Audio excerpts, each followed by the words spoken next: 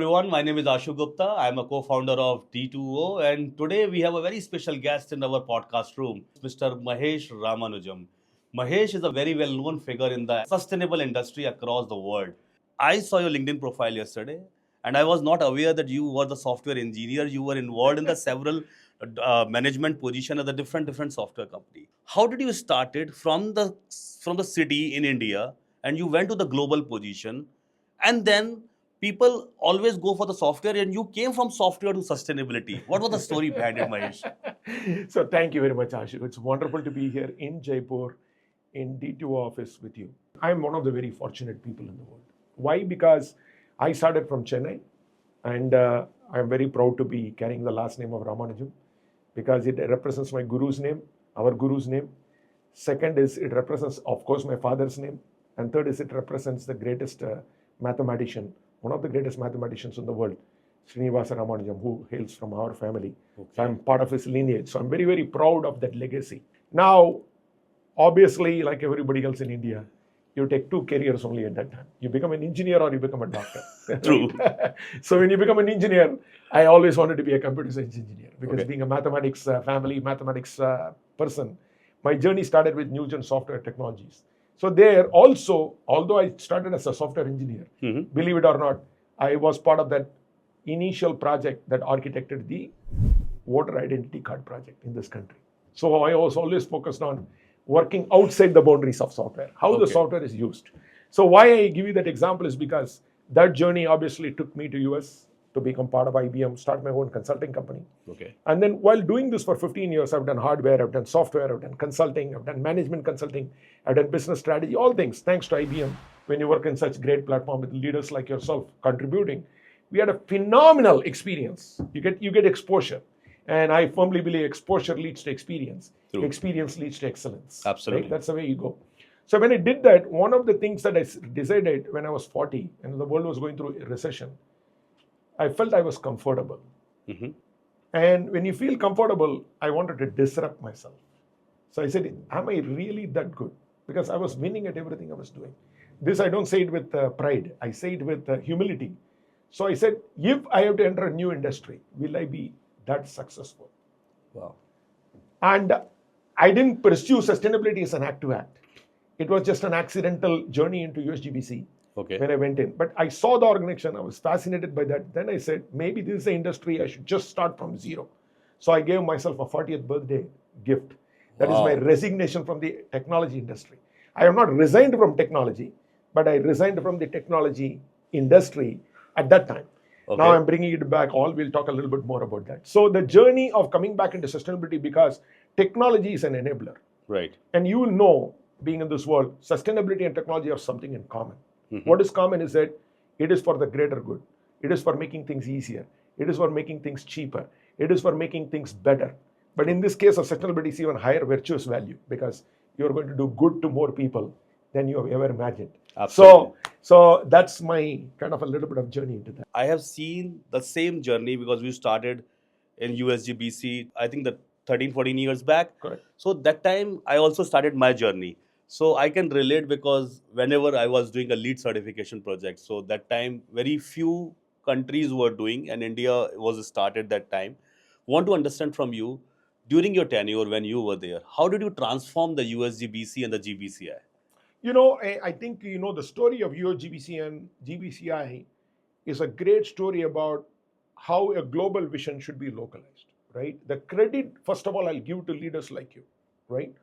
I was the custodian of it. You can imagine me as a trustee, as a custodian, or you can even say as the leader who was put in charge to activate this powerful network. So first and foremost, I always believed in the mantra of follow the leaders. Follow the leaders for what? To bring a great global vision and strategy at the ground. Because as you know very well, D2O is a globally recognized project.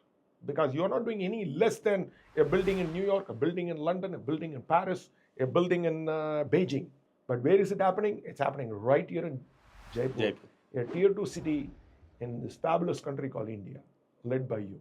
So the idea of USGBC starts with understanding that a global community coming together to create a global vision to activate local action. That's simple as that. Nice. That's a formula. That True. is the formula. And you yourself have done it. What I did from US, although I'm an Indian, but from US to India I came. But what you are doing, you're going from India to Vegas. What I did, three things. First, recognize global versus local. Second, engage and activate the leaders. Third, understand the local context and make it as meaningful as possible to the people locally. How do you do that? Build ownership. Today, looking at you and your entire team, what I see consistently is you are giving back. Giving back what? In knowledge, in experience, in your time, in your energy, sometimes with your money, and most importantly, the conviction that you believe that we need to build a better world. So the whole vision of global to local comes from that premise of really being passionate about activating every corner of the world to make sure that we build a better place. From 10,000 projects to the 110,000 projects. So 10x growth in the 10 years. And that is something shows your leadership. And amazing kudos to you, because I was not aware that you were part of the GRASB also, which is also one of the recognized platform in the world right now. And you are the born leader, which I can see. I want to understand. So, what exactly gives you the was something was not filling in the USGBC that time, and you started GNFZ. During COVID, I lost 30 people personally. And I've survived COVID. So did you. And so many other people in the world. Whoever is alive should be grateful that they got their second life. So the commitment was about, if I got my first life and I did sustainability and I thought I'm doing good, in my second life, I have to do everything now, much bigger, much bolder, much smarter.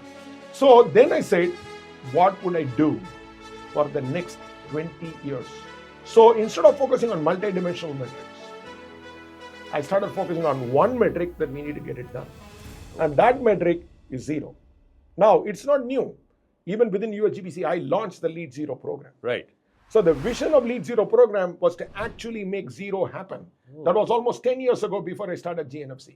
But the only problem was we were not even 100 projects at that time when I started GNFC. I said that's totally unacceptable. 100 projects in 10 years, and that to do zero. Zeroing things out should not take much time. Creating things to take time. To zero things out, I don't think you and I take a lot of pride in doing zero. So it's true. It is the empty thing you're trying to achieve. Yeah. So I believe speed is scale, scale is speed.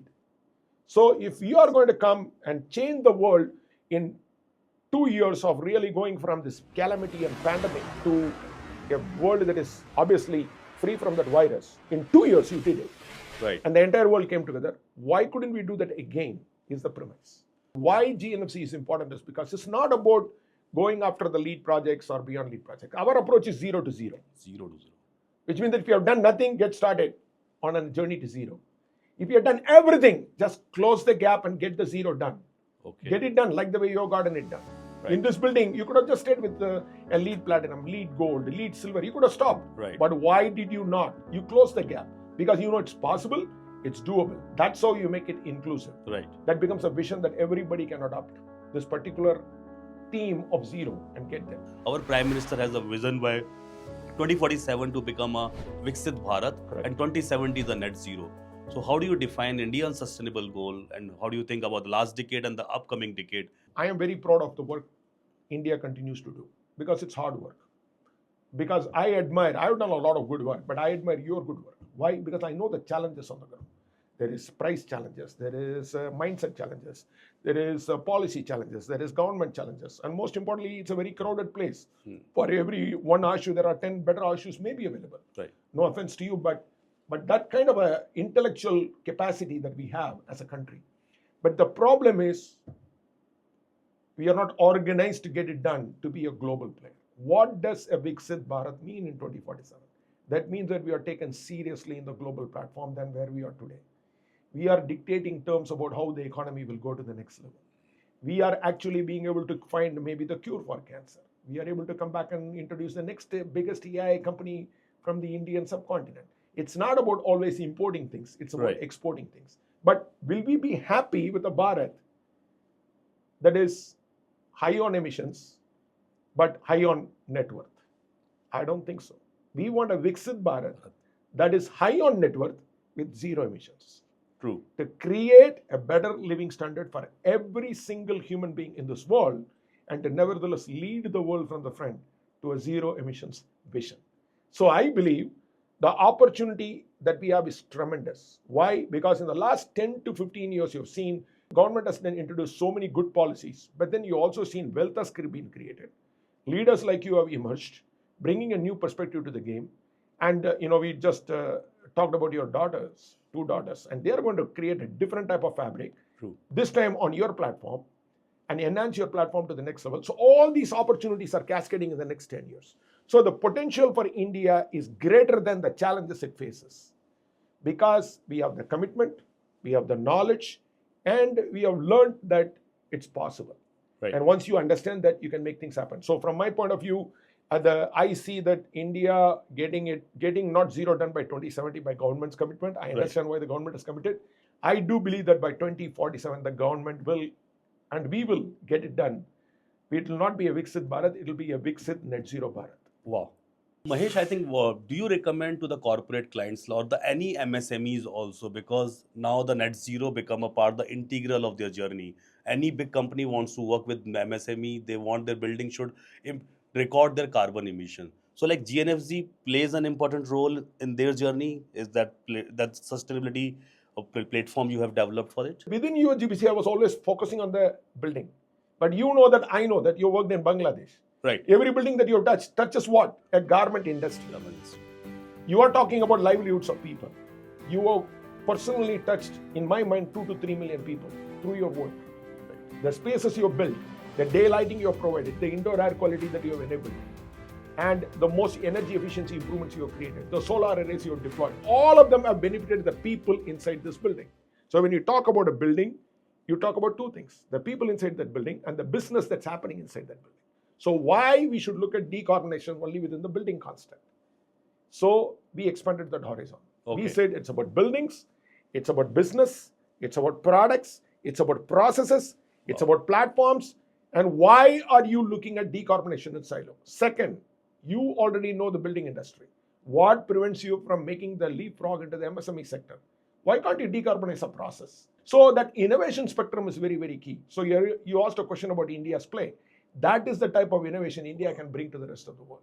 So that cool connection through decarbonization, making it not only a moral obligation that we all need to fulfill, but also an economic opportunity, so that we can continue to underscore by doing good, you can still do well for the marketplace, is the premise of GNFC. So to sum it up, we are focused on every sector that needs to be decarbonized, because decarbonization cannot be focused on silos. What do you think about the collaboration which we are doing, like D2O and GNFC? So this kind of a collaboration as a consulting organizations and the framework organization, when they work together, I'm sure it impact a lot to the fraternity. So do you think the similar tier 2, tier 3 cities, GNFC is going to go with their local partners to do such kind of a conferences? Yeah, I think, I've always recommended and said partnership is the new leadership. I continue to believe in it. Right. So there is definitely a logical synergy. What is the synergy we need? We need great standards, right? If we didn't have a lead standard, if we didn't have a GHG protocol, if we didn't have a GNFC protocol, then people would not know where to go. You are providing a lot of help on the ground, but still people are asking questions. How do I do it? What do I do it? Why should I do it? And that is why you prioritize education also as one of your key pillars in your enterprise, right? So when you look from that perspective, standards and guidelines have to be one. Then implementation has to happen, because we are done talking about why green is important, why zero is important. It feels like that will be like us making an argument about why do we need to carry a smartphone. I see you as leaders who are enabling great best practices on the ground and informing your clientele, the community, or anybody that you serve, to raise the bar on themselves so that they can actually contribute to a zero emissions world. Right? Why this is important? To improve their economic opportunities, to be a good citizen to the planet, do no harm to the environment, right, because that's the environment that's going to take care of you. Third is you have to be people-centric. And to take care of your people and the people around you, these three constructs are important. It's a business relevancy issue. And you are that organization that is enabling that success for these business leaders to happen. And that's how a thriving economy will happen. That's how we'll bring people from poverty happen to the next level. Right. They will be able to get the benefits that your children are able to get, or you are able to get through your own hard work. That generation of change that we can create to this theory of change that we have activated. Right. So the work that you do is very, very important. Now, where we come in is to say that, look, Ashu, you're doing a great job. That is the certification body we have. That's a certification body. Why we need a third-party assessment is that because we have to also put enough priority on transparency, validation, and communication. Not everybody is going to understand the energy modeling that you talk day in, day out. But when you see that, okay, there is something that says like this is a good thing, people believe it. To make it credible, we have to have a role. So from that perspective, our partnership is very, very exciting for me because that's how we started with the lead 20 years ago. Wow. You asked me, how did we go from 10,000 buildings to 110,000 buildings? Because leaders like you showed up, did their work, and they kept educating the clients. They helped clients implement, and most importantly, they get their clients recognized. So the strategy is very simple. Educate, implement, celebrate. So your partnership is super critical, and more partnership is needed because you know that if I brought you 10,000 net zero projects to you, then you'll say, Mahesh, that'll be too much for me to handle. So Right. you'll need all the arms and the legs and the Right. thoughts to do, and of course, good tools. So clearly, the D2O building to me is an example of what's possible in every part of the world. And absolutely, So that's Mahesh, I think that is busting the myth also, because a lot of people having a myth that only the big buildings can go for the sustainability or the green or the net zero. But we have proven with this building that 20,000 square feet building can also go for the net zero. And that is something we have already proven. So thank you for recognizing that journey of D2O also. So the last question, Mahesh, I want to take up now related to the future generation. You know that there are a lot of future generation are coming up. And now the people are towards the computer science, which you came from to computer science to the sustainability. How will you recommend to the people the future generation should come forward in the sustainable? Because then accordingly we can make a 2070 net zero India. You know, Ashu, when we look at our future generation, we have to recognize three things. One, they have already bought into the consumption culture. So they have not understood the context of all these things. We are not saying don't have the tools, don't have the luxuries. I'm not a believer in compromises and giving up on your what do you call lifestyle. But you can have a responsible lifestyle. As a buyer, you have the power to demand things. And if you think 1 second for how is this impacting the sustainability footprint of this planet, we will have a lot of creative solutions come. And most importantly, this future generation is capable of even providing those solutions. So that type of interventional education has to start with this group of people. That's number one. Number two is that we have to make sustainability a career or a subject like mathematics, like technology. Because, you know, the sustainability is such an important subject, and it's your opportunity to pay the rest of the world forward. So why would you not be part of it? Right? Everybody wants to be part of a tech. Even the most unsavvy person who doesn't like tech still is a consumer of tech, a user of tech, likes tech. Something is happening with the tech. So the second part is that we have to find a way to engage this audience. Third is that this audience will not learn the format in which you have learned or I have learned. True. You have to teach them to do new methods. If you are not going to get on this track, you will soon see yourself not enjoying many of the lifestyle benefits that you already inherited. And you will be in a very, very difficult place. So if you want to continue enjoying the things that you are enjoying, get up and show up and actually contribute to a better world. But the important part is that you have the power to innovate, you have the power to accelerate, and most importantly, you have the power to actually change this world. Thank you so much, Mahesh. Thank you so much. I think we learned a lot of things. Thank you very again. much. Thank you so much.